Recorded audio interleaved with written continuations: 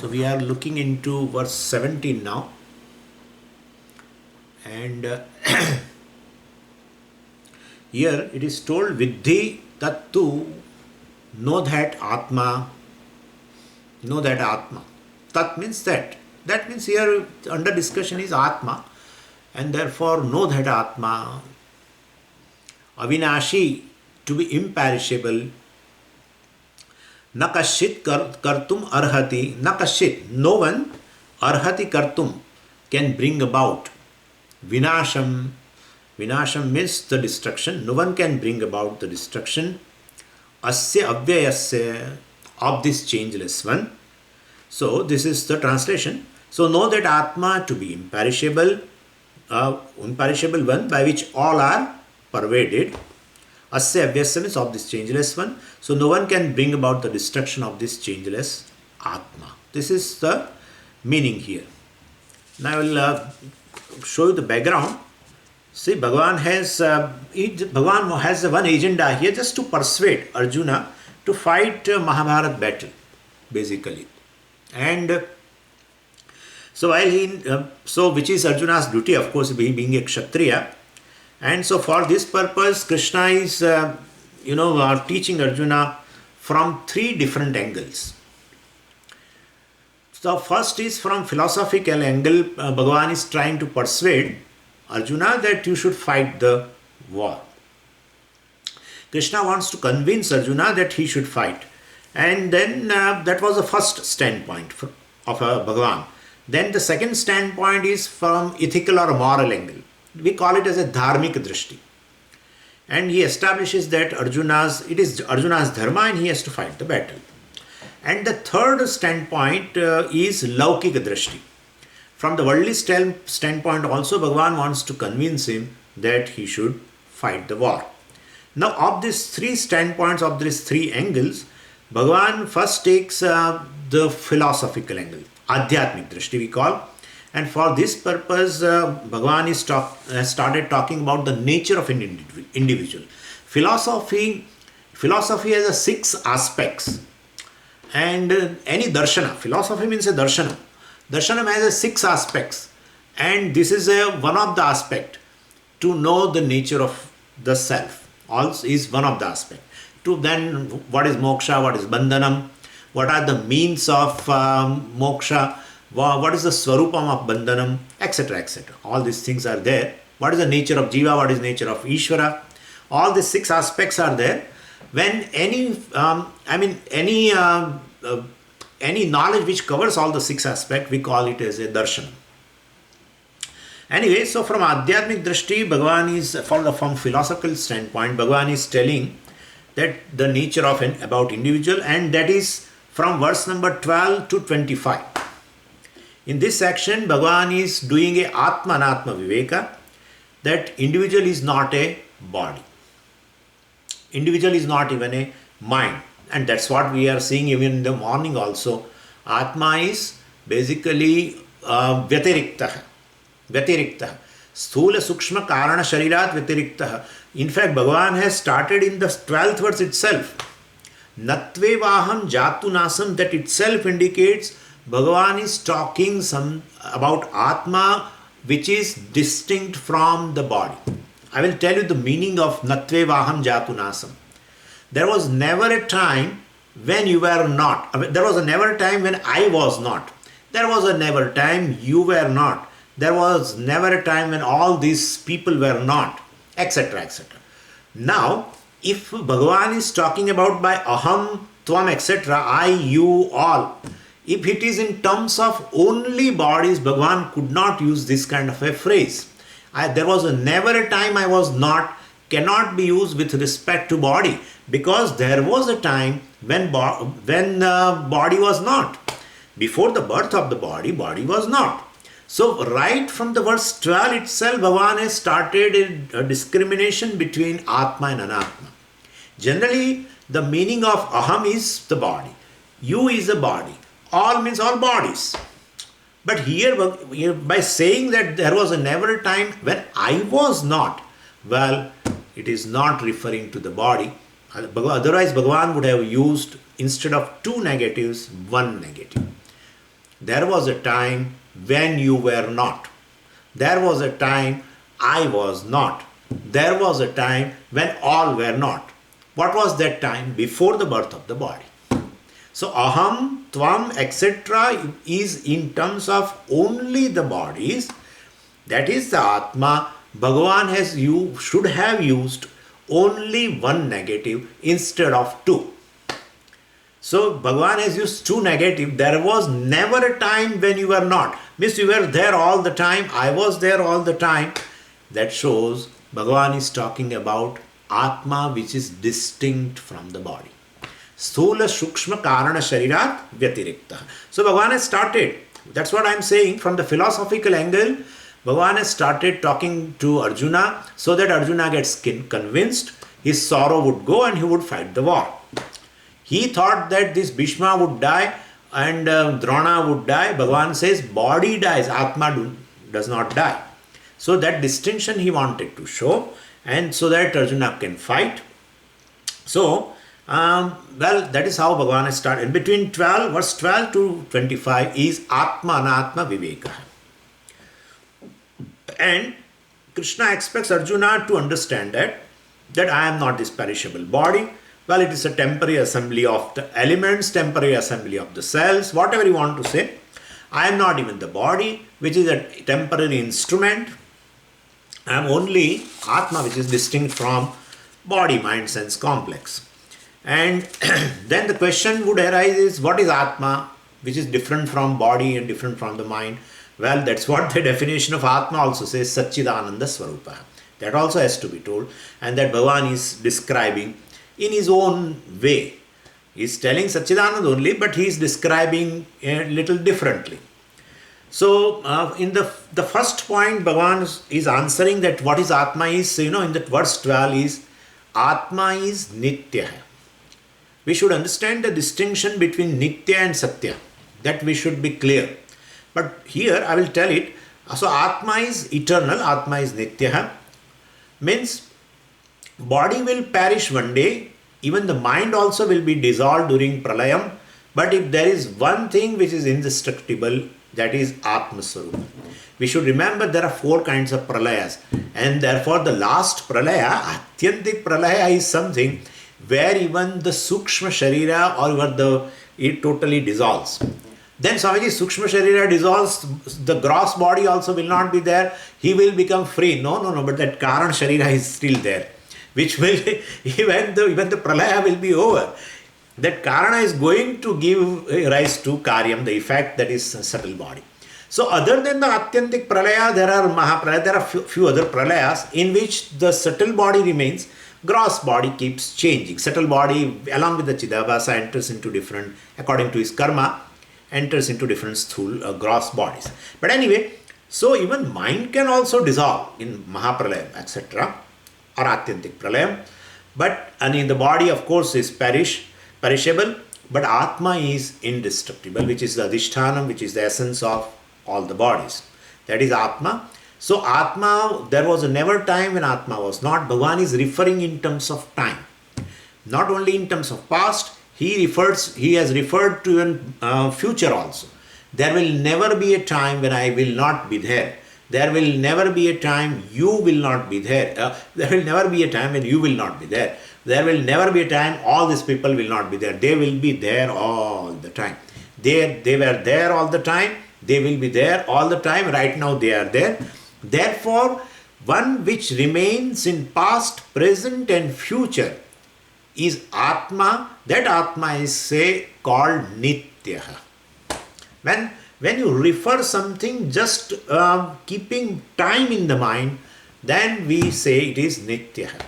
And well, if it remains in past and it will not be, or if it is in present and won't be in a future, it was not in a past, etc., that is called Anitya. It's different from Satya. We should understand that. So anyway, in 12th verse, Bhagavan has told Atma is Nitya. It will be ever present in time. As such, because it is the essence of the time. And therefore, in morning also we see, like time is, consciousness is. How will you know? How will you know the concept of time without the consciousness? Nothing is known without consciousness. So consciousness has to be present in everything.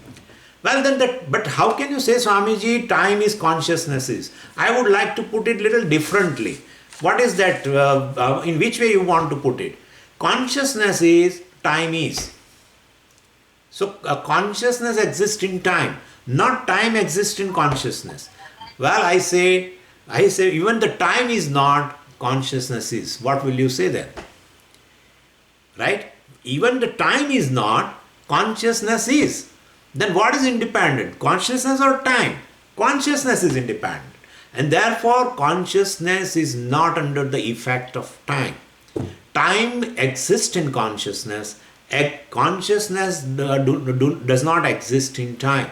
That is what Bhagavan wants to tell. It is in all the three periods of time. Such a Atma is called Nitya. So Bhagavan has revealed the nature of Atma. Bhagavan just doesn't want to say that it is just distinct from the bodies, the gross and subtle body, etc. He also wants to say what Atma is. First he said Atma is, that's what our definition of Atma also in Tattvabodha we are saying. Not only it is just distinct from the body, what Atma is also has to be told, and that also Bhagavan is telling. Anyway, so this is the first lesson Bhagavan has given to Arjuna, that is in the lesson in verse number 12. After that, Bhagavan established in the last verse, that is our 16th verse, Nasato vidyate bhavaha nabhavo vidyate satah, etc. There Bhagavan is indicating that Atma is Satya. Means forget about the time. Right now take any object. What is the reality of it? Please let me know. And there Bhagavan says, so Atma is Satya. And therefore Sataha abhavaha na vidyate. And therefore Atma is something which is the reality of everything. So please understand, Atma is existent in all the three periods of time, Nitya. But right now, suppose you take any object and the reality of that object you want to find out, ultimately you will get Atma alone is the reality of everything in the creation, being the cause, and therefore everything is dependently existent, it is independently existent. And I mean, this mobile is not independent, but I'm telling you, the mobile, the name and form is dependent upon basically the consciousness, etc. So this Satyam, Atma is Satyam is our understanding about Atma of its reality. So when you do this kind of conclusion, well, other conclusion is automatically there. Other than Atma, everything which is there, called names and forms, and they are all Mithya.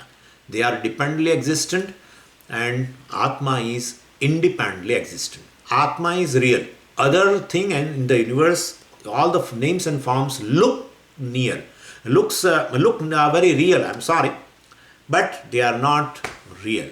They are seemingly real, seemingly existent. And Atma is really existent. That way we can say. Anyway, so Satya and Nitya both are different things we should understand. Nityam always refers to the time. Satyam refers to the reality of the thing. That's more of an understanding of a reality. Satyam is an ontological word, we say that.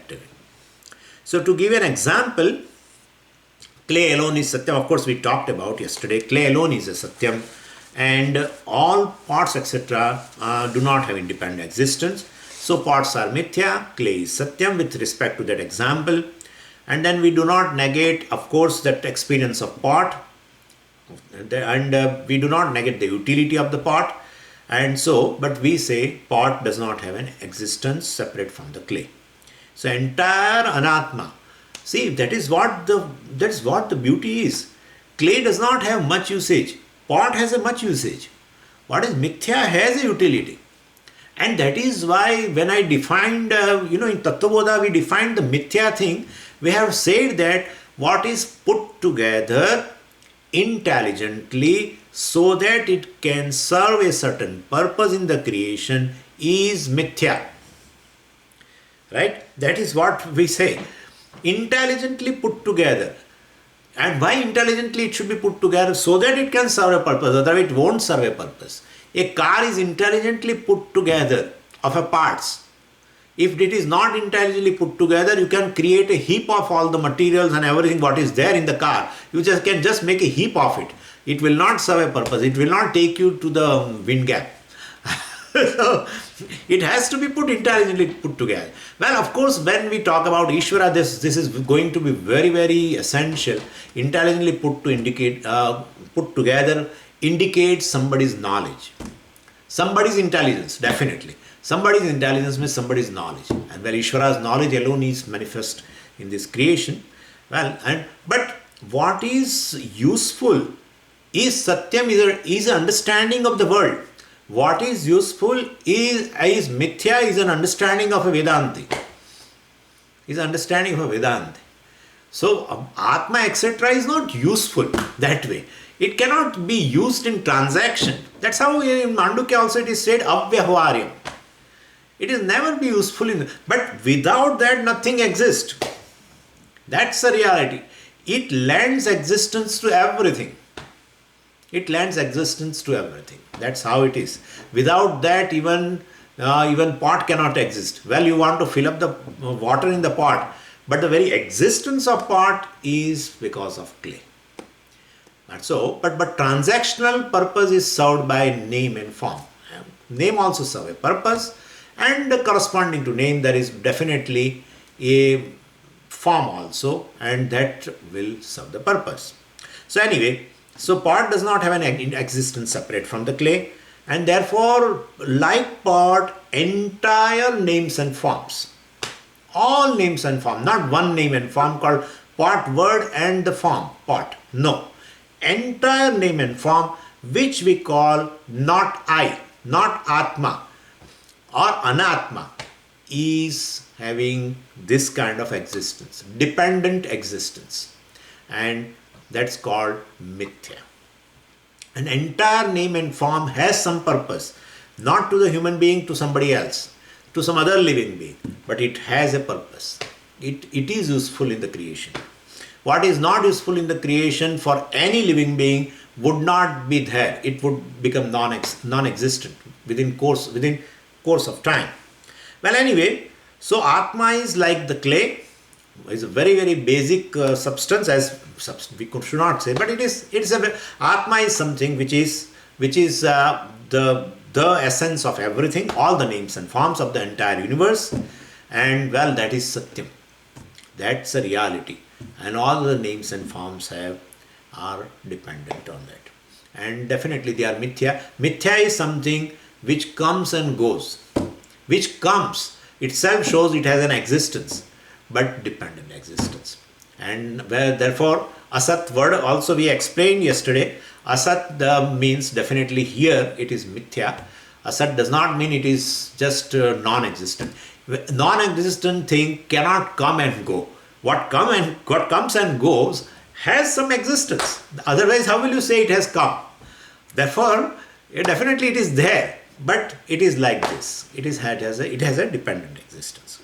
So anyway, so second lesson Bhagavan taught to Arjuna is Atma is Satyam. Everything else is Mithya, including all the bodies. Because Atma is distinct from the body, gross body, subtle body, etc. Therefore, Atma is Atma, other than that is Anatma, and entire Anatma Prapancha, any name and form is Mithya, including body, mind, sense, complex. Everything is Mithya. Atma Satyam, other than that is Mithya. Anyway, and so Bhagavan has said this because he wants to say that one is Satyam, one is Mithya. Then the person who is in search of a security has to hold on to what is Satyam, not what is Mithya. And therefore, if you hold on to an unreal thing, asat thing, Mithya thing, then definitely you will not be able to get a support. And therefore, security you will find only in Atma, which is the real thing. And if you take support of this Anitya Vastu, Mithya Vastu, well, you will be in trouble. And that's how they used to give an example that if you make a chair out of a cardboard, then definitely that you can do anything with that chair. You can put in a living room, you can decorate it also, you can take it to exhibition also of a furniture exhibition. You can take it, because generally exhibition things person will not sit. So you can do whatever you would like to do with the cardboard chair. Well, but only one thing you should not do, and that to sit on the chair. If you sit on the cardboard chair, that will be a dada. Nothing else but that will be a dada. And therefore, because it is not substantial. Mithya means not substantial, seemingly existent, I said. So don't lean on to something which is seemingly existent. Before leaning to that, please know the reality of it. If any real thing is there, substantial thing is there, please lean on it, no problem. Then you will not feel dhadam. But otherwise, you will definitely feel dhadam. I mean, definitely will have a despair. So that is why the whole human life, you see, he is running behind the varieties of the objects for security, and still he has not become secure. Itself indicates those objects are not real objects. They are seemingly existent. But a seemingly existent thing is taken as a really existent thing because of the Maya's prabhav. Because of under the spell of Maya, things look entirely different. So what is real will not come to your cognition, and what is unreal or mithya, you will feel that is real. That's Ajnani's vision. And then you will run because you feel real. See, if you don't see them as a real, you will not run. If you come to know that this is a mirage water and not a real water, even though you are thirsty, you won't run. You only run when you see it's a real. And that's how Bhagavan's job is that, okay, Arjuna, like you, any other human being wants a security. I will want to tell you there are two types of things. One is real, one is unreal. Its existence is dependent upon real. That's not substantial. And therefore, don't lean on to this kind of don't lean on this world which is mithya. And and then Bhagavan has given, so these two things are main thing. Atma Nitya, verse 12. Atma Satyam, and everything else is mithya, verse 16. And afterwards,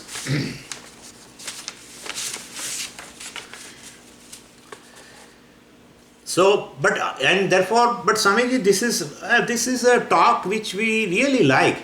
But we don't understand this Atma. And then, and we have an insecurity. Now, where to lean? This was the question. Like you say, Atma is a substantial thing, real thing, and Anatma is a mithya, seemingly existent thing, not substantial thing. So for security, I should not lean to Anatma. I should lean on something which is substantial called Atma. That's fine. But I don't understand that Atma. Then how will I lean upon it? Well, then we have to replace the word Atma by some other word. And then you can definitely take help of. And that word is Bhagavan. Instead of Atma, I will use the word Bhagavan. And that Bhagavan also, if that is the reality, Atma is the reality of all the names and forms, well, then you will be given a particular name and form, and then lean upon them. Lean upon that form.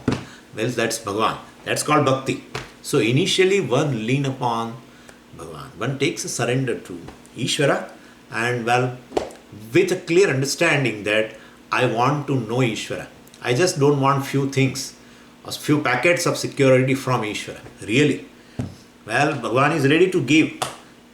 That's what Bhagavan has told even in the 4th chapter also. Whoever comes to me with whatever the desire, I will fulfill. That's what. So, you say, Bhagavan, give me wealth because I think that wealth is a security. Well, okay, take it.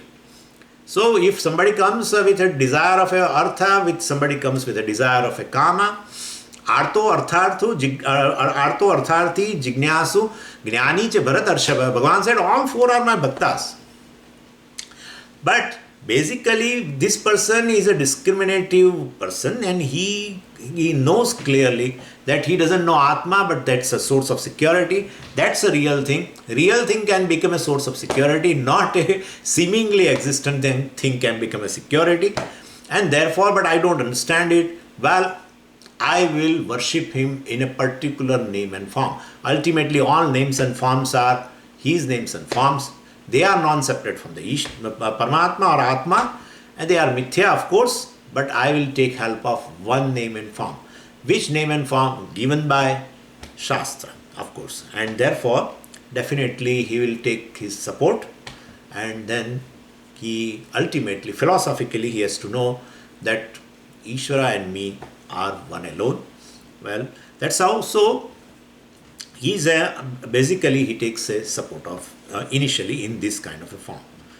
And so moksha is something, means relying on Atma. Bondage is something which is relying on Anatma, that's for sure. So and when we are talking like this, never think that so we are degrading or something Anatma. Its nature is like that. Nature of Anatma, names and forms are like that. Nature of pot is like that. What can we do? Pot is seemingly existent and I cannot help.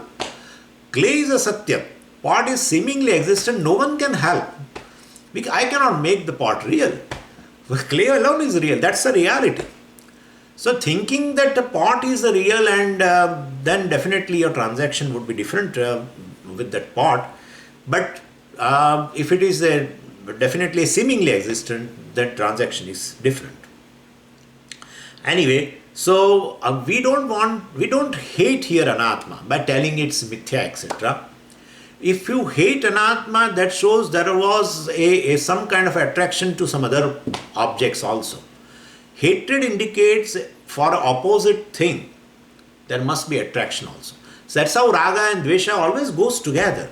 When you say I have attachment but no aversion, well, it's very difficult to accept.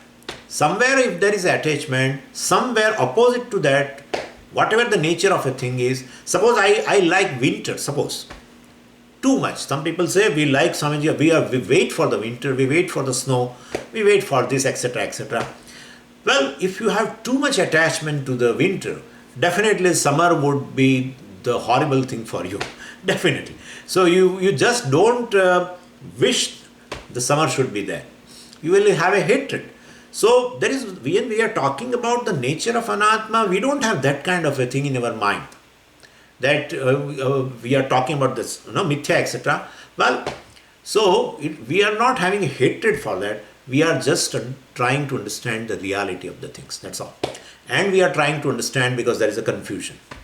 A unreal thing or Mithya thing is taken as a Satyam. That's all the thing is. And then the sorrow, etc. also has arisen. And therefore, Bhagavan also wanted to make Arjuna free from the sorrow so that he could fight the war. Well, for that purpose, he is describing the nature of Atma, nature of Anatma, etc. also he is describing, and therefore, so that he can become free from the sorrow. Anyway, so this is how Anatma is something which is Mithya, we have seen. So we should not, but that's all it is. For security, for happiness, one should not lean upon Anatma. One should not lean upon the world. One should not lean upon various names and forms. That's all we want to convey. That's all, nothing else more than that. And that kind of a negation has to be there because already there is an occasion in which we have started relying on this. We have relied upon all these objects for our security and happiness. So, well, this all has a purpose. Being Mithya, it has a purpose. And the purpose is only to survive, to make you survive. I mean, for your livelihood, all these names and forms are good. All these objects are good in that way. But for security and happiness, well, they don't have any role to play. That's all we mean by that. Security can be only provided by something which is real. That much we know. Security can be provided by something which is real. Security cannot be provided by something which is seemingly existent, which looks it is real but which is not. cannot be given by that. And therefore, we are trying to find the reality. Well, so in verse 16, we have listened this also, and Arjuna was given a lesson here. Atma is Satyam. And in the 17th verse, Krishna gave another important lesson. And in this verse, which we have just read, Bhagavan is saying here, Yena sarvam idam tatam, Yena sarvam idam tatam, Yena atmana, sarvam idam sarvam tatam. By this Atma, everything is pervaded. So Atma is all pervading. It wants to say that Atma is all pervading. Previously, it was said Atma is eternal, Atma is Nitya. Now he is telling Atma is all pervading. Eternal means not bound by time, that we have seen. Means it is there in past, present and future, that has been indicated in verse number 12. All pervading means it is not limited in space. Atma Nitya means it is, it is not limited in time. And Atma is all pervading means it is not limited in space. That's all it means. Nitya and Sarvagataha, it is again going to come. Nitya means it is not limited in time. And all pervading means it is not limited in space. It is all pervading, indicates that. So it is here, there, everywhere. Anyway, so Bhagavan says, Avinashi tu tad viddhi, yena sarvam idam tatam. And therefore, yena sarvam, Arjuna, you understand that everything is pervaded by that Atma. And the beauty is that a thing becomes more and more pervading. It starts losing the form. When it starts pervading, slowly it starts losing the form. So all pervading things means it must be a formless thing. Anything limited is limited because of its boundaries alone. Anything limited is limited because of the boundaries. And therefore, if it has a boundaries, and therefore it is limited, and then you can ascertain the form. Right now, suppose wherever you are sitting, if I ask you what's the dimension of your room, so you may say that it is a square, or it's a rectangle, or whatever, it's an oval, whatever. How can you say that? Definitely your vision goes to the boundaries. That's the walls. And then when it goes, then you definitely know that it is a limited thing, and these are the boundaries, and from there you will get the shape. So it's a rectangle, or it's a square, whatever it may be. Well, through the boundaries, we definitely know it's a limited thing. We understand its shape also. So this is how the shape depends upon the boundary. And so if a thing does not have any boundary, the limiting walls, etc. also not there, then what will be the shape? So then it won't have any particular shape. It has to be formless. Any object. So Bhagavan is telling all pervading. All pervading means what? No boundaries, no limitation, and therefore no form. Which is all pervading means it has no form. We have to understand that way. So like what? We can have a very beautiful example, very near to this Atma, is an example of a space, Akasha. So Atma Akashavat Nirakara. Atma is like Akasha. Akashavat Nirakara. Akara means a form. Nirakara means formless. Atma is formless like the space. And this is important to know because we always like to see the Atma. Whenever we say that, whenever we say that Atma is all pervading, then they say we would like to see in the other person. And you will not be able to see. That is what the problem is. That's how, when we started the inquiry about Atma in the morning class, then I said subject I is one and the objects Anatma, not I, are many. Forms are many, sounds are many, touches are many, everything many. Emotions are many. Recollected things many.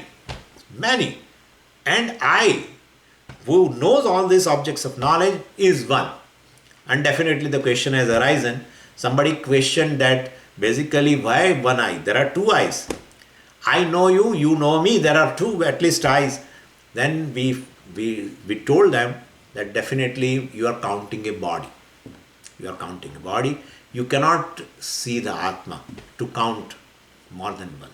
Well, definitely. So, see, we always like to see Atma, and so people ask the question, if everybody has got Atma, how come I am not able to see?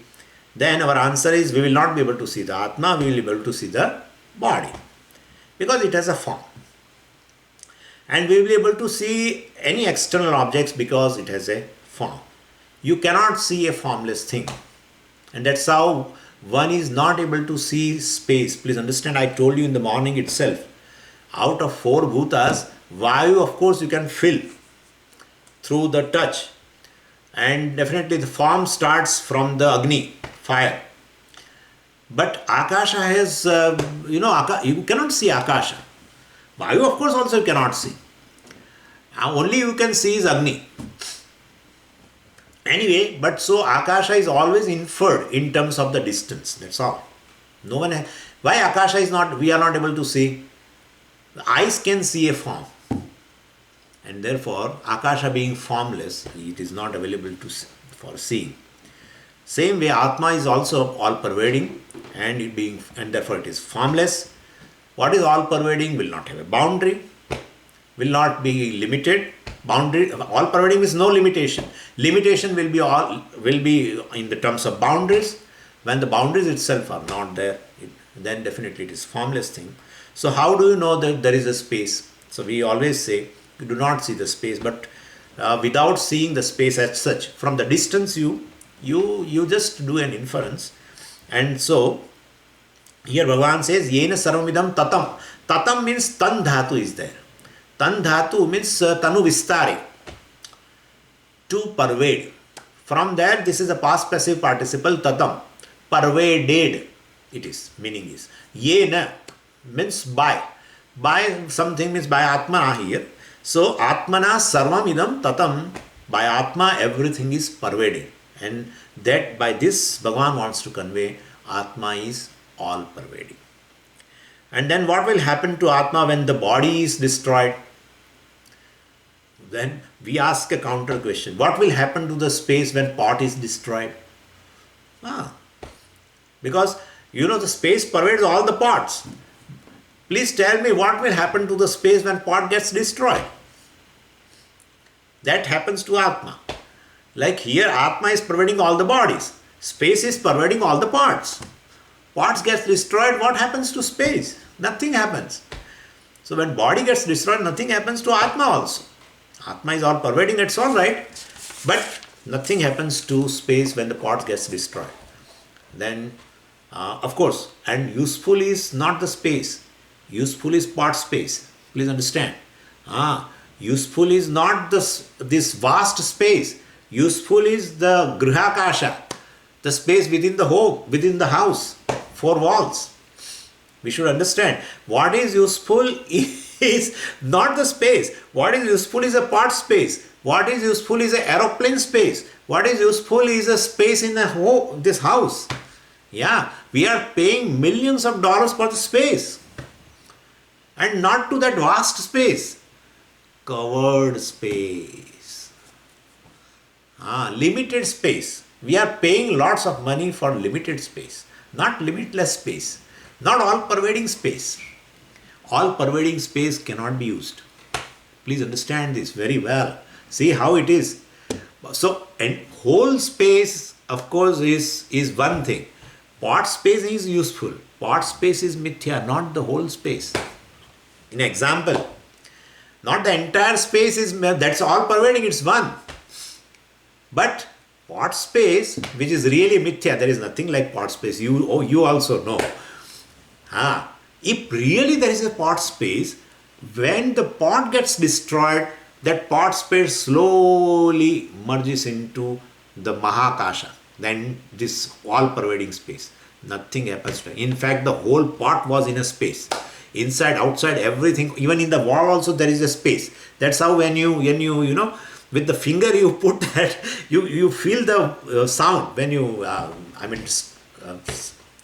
hit it with the finger. So when you hear a certain sound, and sound is the attribute of Akasha.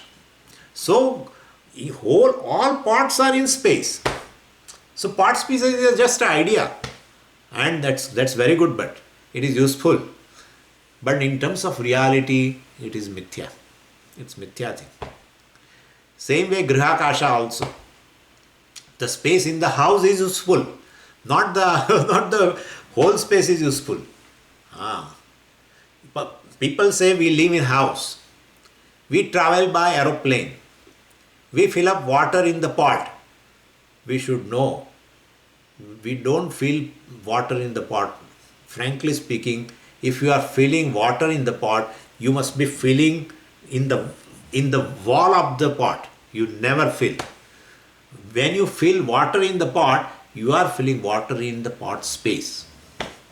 When you travel by aeroplane, you are not traveling in the wall of the plane. You are traveling in aeroplane space. That is useful. When you are say I live in a house. You don't live in a house means you don't live in the walls. You live in a house space. That's a useful thing. Mithya is one which is useful, very useful, but really doesn't exist.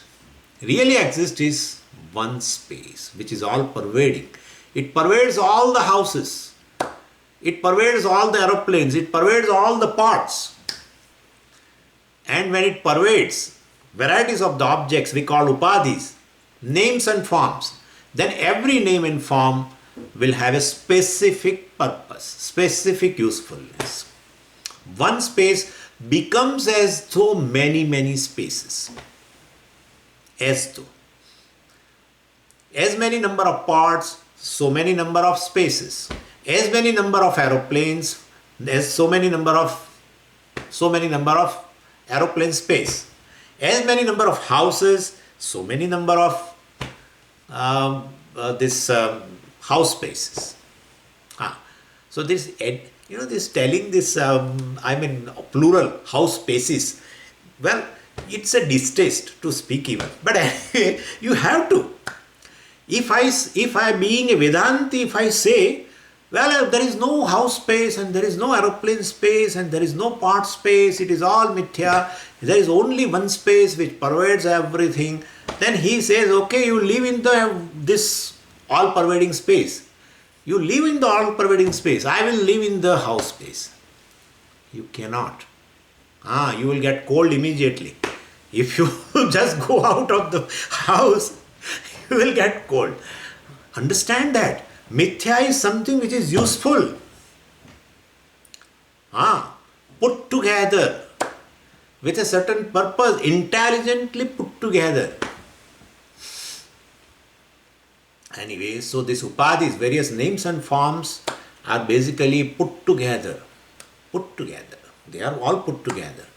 So one all-pervading Atma definitely is, within the body, looks as a Jivatma, etc. Well, but actually when the body dies, nothing happens to Atma. Just as when the pot dies, gets destroyed, nothing happens to space. And therefore, if your question is, what will happen to Atma if the body dies? Nothing is going to happen. That's what Bhagavan wants to convey. Yeah, Bhagavan wants to convey. Because he was indicating Bhishma. Bhishma is a conscious entity, definitely. So we say, well, that Jiva appears due to this upadhi called body, but in reality it is just one Atma alone, and that is pervading all the bodies. So don't worry, even if the body is going to perish, of a Drona, of a Bhishma, or of any other relative, nothing is going to happen to their Atma. So nothing to worry about, Arjuna. So this is what is going on between Atma and Atma Viveka. So whenever the body is there, Atma is useful for transaction, being a Jiva. When the body is gone, Atma continues, but it is not available for transaction. When part is gone, part space will also go, and then no usefulness. Well, when the part is there, part space becomes usefulness. When aeroplane is there, then aeroplane space is useful. When the house is there, house space is useful. When house gets destroyed, well, house space merges into all pervading space. That's just by saying. There is nothing called merger, because even the whole house is in the space. Anyway, Sasya vinasham kartum na arhati. Nobody can destroy Atma. Don't worry about it. When the body gets destroyed, what will happen to Atma? Don't say it is all pervading Atma. Yena sarvam idam tatam. Avyayasya. Bhagavan also says that it is avyaya. There is no vyaya for that. And therefore, even though the body gets destroyed, nobody can destroy Atma, or Atma is indestructible. Nobody can bring a destruction to the Atma, and therefore don't worry what will happen to Bhishma, Drona, etc. That's a reality also, and that is nothing is going to affect Atma. The body will destroy. But why the body is destroyed? It is in Tavanta ime deha. It is going to come in the next verse. So we'll see that. Om Purnamadah Purnamidam Purnat Purnamudachyate Purnasya Purnamadaya Purnamevavashishyate. Om Shanti Shanti Shanti. Harihi Om Shri Gurubhyo Namaha. Harihi Om. Swamiji. Yes. In the